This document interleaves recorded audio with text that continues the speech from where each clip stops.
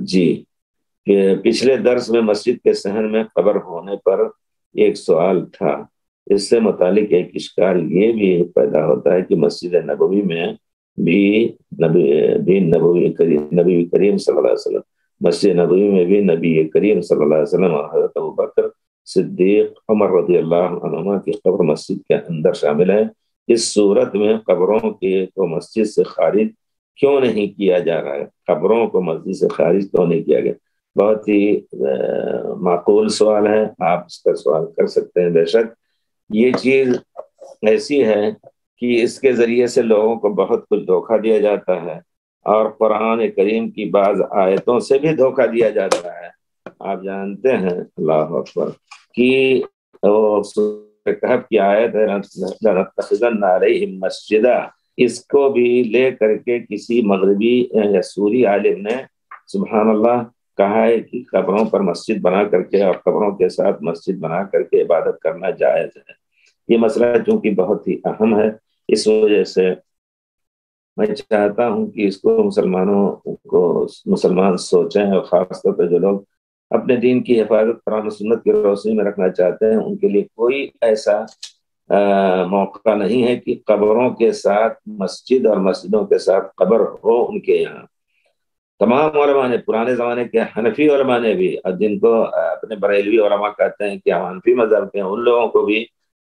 لوگوں کے بھی اقوال ہیں جو انہوں نے واضح طور پر منع کیا ہے کہ قبر کی طرف چہرہ کر کے نماز پڑھنا جائز نہیں ہے۔ پیارے رسول کی حدیث مبارک ہے، صحیح حدیث ہے، لا تصلوا الی قبر ولا تصلوا علی قبر، قبر کی طرف رخ کر کے یا یہ کہ قبر پر کھڑے ہو کر کے نماز نہ پڑھو، یہ لفظ ہے۔ اسی طرح دعا بھی اگر کرنی ہے تو قبر کی طرف کہیں بھی کھڑے ہو کر کے، اگر قبر ہے، جیسے کہ کوئی روایت ہے جو صحیح ہے، وہ یہ کہ کوئی کہہ رہے ہیں تابعی کہ میں صلاۃ پڑھ رہا تھا، اچانک تو مجھے قبر کے بارے میں معلوم نہیں تھا، قبر اتنی اونچی نہیں تھی، میں نماز پڑھنے لگا تو کسی نے زور سے آواز دی قبر قبر، تو میں نے سوچا قمر کہہ رہے ہیں، تو میں اچانک دیکھ پڑا کہ قمر کی وجہ سے کیوں چیخ رہے ہیں لوگ، کسوف ہو گیا اور کچھ ہوا۔ تو بعد میں آ کر کے انہوں نے کہا، گھما دیا ان کو، کہا تم قبر کی طرف نماز پڑھ رہے ہو اور قبر سے دور ہو کر کے، اگرچہ قبلہ اور تمہارے درمیان ہے، اس چیز کو ہمارے صحابہ جائز نہیں کہتے تھے، تابعین بھی جائز نہیں کہتے تھے۔ واضح طور پر ملا علی قاری بھی کہتے ہیں کہ اس وجہ سے یہ چیز جائز نہیں کہ گویا ہم قبر کی تعظیم کر رہے ہیں، یا قبر کی تعظیم اس طرح غلط کرنے والوں سے تشبہ ہو رہا ہے۔ آپ دیکھیے کتنی باریک بات انہوں نے کہی ہے، اور کتنے یعنی نازک نزاکت کے ساتھ انہوں نے یہ بات سمجھی کہ اتنی باریک چیز بھی جائز نہیں کہ تشبہ ہو رہی ہے اس سے، یعنی مشابہت ہو رہی ہے عباد قبور کی طرح قبر کی طرف نماز پڑھنے سے۔ آپ جانتے ہیں سورج طلوع ہونے وقت خاص طور پر پیارے رسول نے صلاۃ سے کیوں منع کیا ہے؟ کیونکہ عباد شمس اس وقت اس کی عبادت کرتے ہیں، غروب ہوتے وقت خاص طور پہ، تو خاص اس وقت کا بغیر کسی سبب کے خاص کر کے اس وقت نماز پڑھنا اسی وجہ سے منع ہے۔ اور اسی طرح امام بخاری کا نے اسی حدیث لفظ جو ہے لا تتخذوا اللہم لا تتخذ قبری اللہم لا تجعل قبری وطنا یعبد، اور دوسری روایتوں کی روشنی میں کہا ہے باب ما یکرہ من اتخاذ المساجد علی القبور، قبروں پر مسجد بنانے کا کیا مسئلہ ہے۔ ابن حجر کہتے ہیں کہ حدیث سے معلوم ہوتا ہے کہ قبر کو مسجد بنانا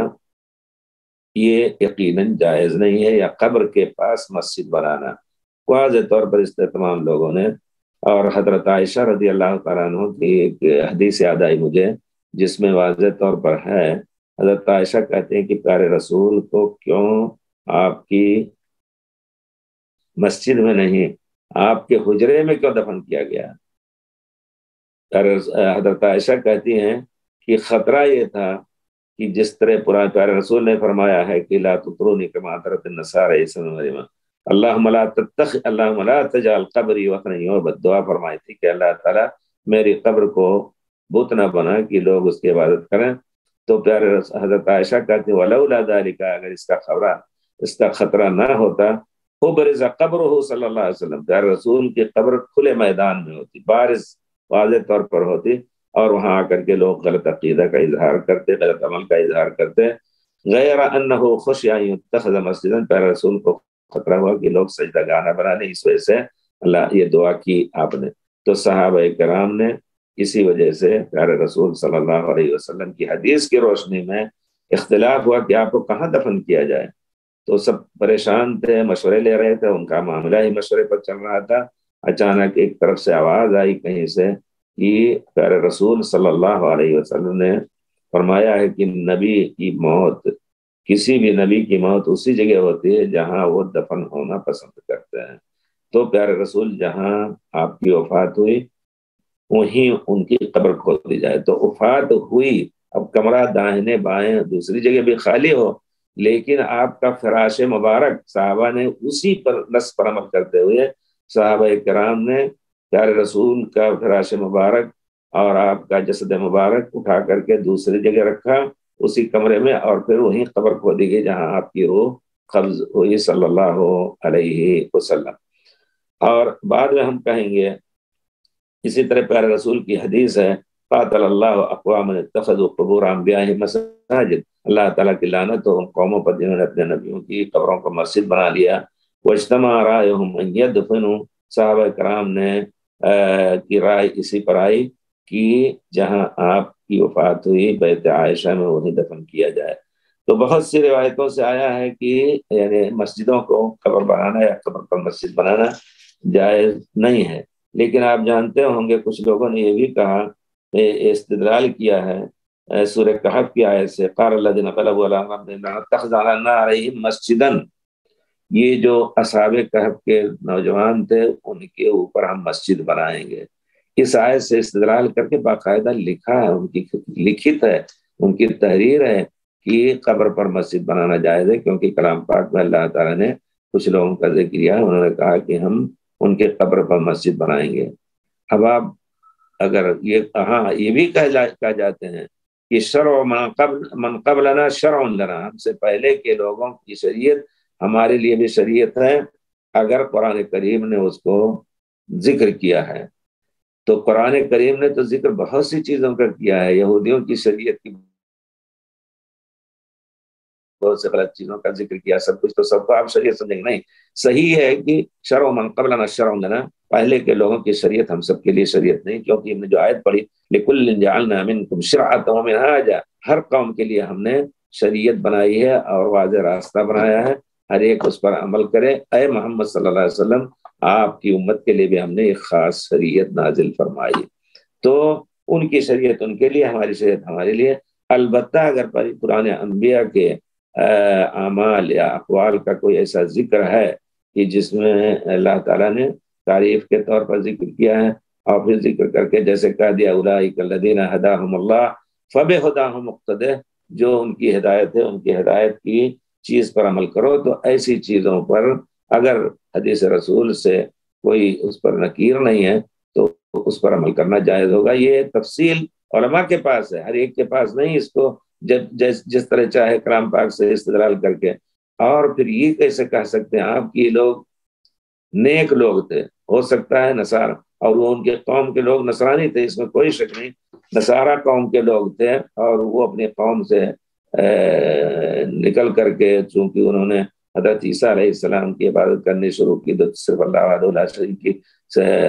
عبادت کے لیے وہ کہف میں کھوہ میں جا کر کے چھپ گئے، اللہ تعالیٰ ان پر نیند طاری کر دی 300 سال تک کی۔ تو لوگ نصارہ تھے، جو ان کی قوم یہ بات کہہ رہی تھی، تو کیا ہم نصارہ کی اس بات سے استدلال کر کے اپنے دین میں وہ مسئلہ ثابت کر سکتے ہیں جو ان نصارہ نے کیا؟ یہ بھی ایک غیر عقلی بات ہے، کیونکہ پیارے رسول نے صاحب کہہ دیا ہوتی تو خمسا لم یعطہن آدم قبلی، مجھے اللہ نے کچھ ایسی چیزیں دی ہیں کہ پہلے انبیاء کو چیز نہیں ملی تھی۔ تو ہمارا دین اپنے طور پر مکمل ہے، اور پرانے لوگوں کے دین کو اگر اللہ نے ہمارے لیے دین بنایا ہے، جیسے حضرت ابراہیم علیہ السلام کا ذکر کر کے ان کو امام الانبیاء بنایا، اور کہا پھر یہ کہ وجعلھا کلمۃ باقیۃ فی عقبہ، اسی توحید کو ان کے پیچھے جتنے آنے والے نبی ہیں سب کو اللہ تعالیٰ نے ہمیشہ رہنے والا ایک دین کلمہ بنا دیا، تو اس سے استدلال کرنا غلط ہے۔ اب رہ گئی بات کہ مسجد نبوی میں جو پیارے رسول کی قبر اس وقت ہے اس کی کیا حقیقت ہے، اس کی حقیقت یہ ہے کہ آپ جا کے تاریخ دیکھیں، سنت رسول کی روشنی میں جو صحیح تاریخ ہے وہ یہ کہ پیارے رسول کے ازواج مطہرات کے کمرے جو تھے وہ ایک لائن میں جنوب سے شمال تک، یعنی دکن سے اتر تک، جنوب سے شمال تک وہ ایک لائن سے ان کے کمرے تھے۔ سب سے آخر میں لگتا ہے حضرت عائشہ کا جو اس وقت کمرہ ہے، جو پیارے رسول جس میں مدفون ہے حضرت ابوبکر عمر بھی وہی کمرہ تھا، اور اس میں ایک دروازہ تھا پہلی صف کے مقابل میں کہ پیارے رسول وہاں سے نکل کر کے آ کر کے امامت فرماتے تھے۔ کتنی روایتیں اس پر دلیل ہیں۔ جب بعد میں تنگ ہوا، حضرت عثمان، حضرت عمر نے بھی توسیع کی، تنگی ہوئی مسجد کی، حضرت عثمان نے توسیع کی، تو کمرے کو یا کمروں ازواج مطہرات کے کمروں کو مسجد میں داخل نہیں کیا، دوسری طرف سے پچھم طرف سے انہوں نے توسیع کی۔ اور اب بھی یہ موحد حکومت الحمدللہ جانتے ہیں آپ کی، وہ بھی پورے طور پر مسجد قبر مبارک کو یا حجرہ مبارکہ کو مسجد کے اندر لا سکتے تھے، جس طرح اور توسیع کی ہے ادھر بھی جباب جبریل کی طرف سے بھی مقبرۃ البقیع تک توسیع کر سکتی تھی، لیکن نہیں کیا۔ توسیع ان کی دور سے ہے، پیچھے سے جا کر کے دور تک ہے، تو اللہ کا شکر ہے۔ تو وہ جو ہے حضرت عثمان نے بھی اس کی توسیع نہیں کی، اور عبد الملک بن مروان کے زمانے میں اس کی جب ضرورت پڑی، بہت تنگی ہوئی، یہاں تک کہ ازواج مطہرات کے خالی کمروں میں لوگ نماز پڑھتے تھے، تو انہوں نے اس زمانے کے گورنر، ذکر آتا ہے کہ عبدالعزیز، عمر بن عبدالعزیز کے زمانے میں یا اور کسی کے زمانے میں، ان کو حکم دیا کہ ان کے حجرات مبارکہ کو توڑ کر کے اور پھر مسجد کے اندر داخل کر دیا جائے۔ اور آپ یقین جانے علماء نے لکھا ہے کہ اس زمانے میں مدینہ میں صحابہ کرام دو ایک رہ گئے ہوں، لیکن ذکر نہیں آتا ہے کہ کوئی صحابی رہے ہوں، ان کے سامنے یہ چیز نہیں ہوئی، اور اگر ہوئی بھی ہو تو لوگ مجبور تھے، کیونکہ وہ لوگ جانتے تھے کہ یہ کام صحیح نہیں ہے۔ حضرت عمر کے قول کے فعل کے خلاف حضرت عثمان جو خلیفہ راشد ہیں ان سب کے خلاف ہوا، اور اس وجہ سے یہ ہم اگر کہیں تھوڑی سی جرات کر کے کہ اگر ہم نہیں کہیں گے ایک دم بے دھڑک منہ پھٹے، کہیں گے ولید بن عبد الملک نے اگر یہ کام نہ کیا ہوتا اللہ ان کو معاف کرے تو یہ افضل تھا، یہ افضل تھا۔ اب آپ نے سوال میں آخر میں ایک کلمہ رد کہہ دیا ہے کہ پھر اس کو الگ کیوں نہیں کیا جا رہا ہے اس وقت، اور یہ بھی ہے کہ اگر کوئی اس وقت الگ کرے، لیکن چونکہ پیارے رسول صلی اللہ علیہ وسلم کی ایک سنت تھی، شاہ عبدالعزیز کے بارے میں ہم سنتے تھے، ہندوستانی میں تھے تبھی بتاتے تھے کہ شاہ عبدالعزیز نے یہ ارادہ کیا کہ قبے کو توڑ دیں۔ آپ نے ایک قصہ بھی سنا ہوگا، وہ سجاد رومانی کہہ رہے ہیں کہ ہمارے علماء نے ان کو روکا اور کہا کہ قبے کا توڑنا جائز نہیں ہے، تو وہاں عبدالعزیز رک گئے۔ کیا حقیقت ہے اس کی پتہ نہیں، لیکن سجاد رومانی صاحب کا ہم نے جو اپنی کتاب میں ذکر کیا ان کی تحریر کا جس پر ہم نے تردید بفضل اللہ کی ہے، اور وہ بھی تاکہ وہ سمجھیں، وہ لوگ بیچارے اس مسئلے کو یا پورے دین کو نہیں سمجھ رہے ہیں، تاکہ دین کو اگر سمجھ لیں تو ہماری ہم سے دشمنی یا اہل حدیث فکر سے دشمنی نہیں کریں گے، لیکن رات دن ان کے یہاں جو کچھ ہو رہا تھا، اللہ کرے اب نہ ہو رہا ہو، لیکن اللہ تعالیٰ ہمارے بھائی ان کو اللہ تعالیٰ ہدایت دے۔ تو انہوں نے کہا ہے کہ توڑنا چاہتے تھے، اور یقیناً توڑنا چاہتے تھے، لیکن علماء ہی نے اپنے، اور اسی طرح اس کو حجرہ مبارکہ کو الگ کرنا چاہتے تھے بالکل مسجد سے، تاکہ دیوار اور بیچ میں کھڑی کر دی جائے، لیکن علماء نے کہا جس نے یہ گناہ کیا اس پر چھوڑ دیجئے۔ اور پھر تو کہ پیارے رسول بہت سی چیزیں چاہتے ہوئے نہیں کرتے تھے، لوگوں کا کال فتنے کا زیادہ ڈر رہتا تھا، اس وجہ سے آپ چھوڑ دیجئے۔ جس طرح پیارے رسول نے چاہا کہ اگر حضرت عائشہ کو مخاطب کر کے کہا اگر تمہاری قوم